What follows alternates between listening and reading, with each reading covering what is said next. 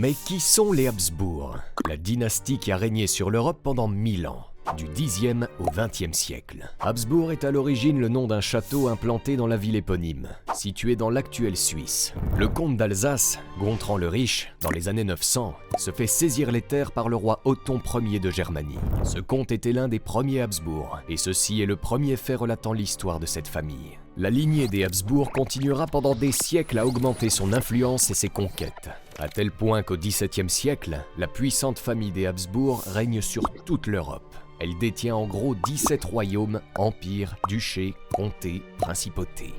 Parmi ceux-ci notamment le Saint-Empire romain germanique, le royaume d'Espagne ou encore l'archiduché d'Autriche. Mais aussi puissant soit-il, le propre des apothéoses est, hélas, de déboucher sur le déclin. Et le déclin des Habsbourg commence quand Charles VI, alors roi d'Autriche et empereur du Saint-Empire romain germanique, meurt sans héritier mâle. Se posera alors un problème de succession, qui sera à l'origine même de la célèbre guerre de succession d'Autriche en 1740. Puis en 1780, la fille de Charles VI, Marie-Thérèse d'Autriche, dissout la lignée des Habsbourg. Elle est la dernière représentante de cette dynastie. En 1918, les Habsbourg-Lorraine, branche cadette des derniers descendants indirects des Habsbourg, abdiquent.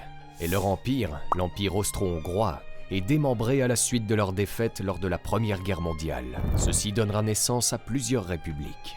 À l'inverse des Capétiens ou Bourbons, qui ont des descendants indirects qui règnent encore aujourd'hui, les Habsbourg n'ont plus d'empreinte sur l'Europe. Voilà ce que sont les Habsbourg, l'une des familles qui n'aura cessé durant près d'un millénaire d'influencer l'Europe.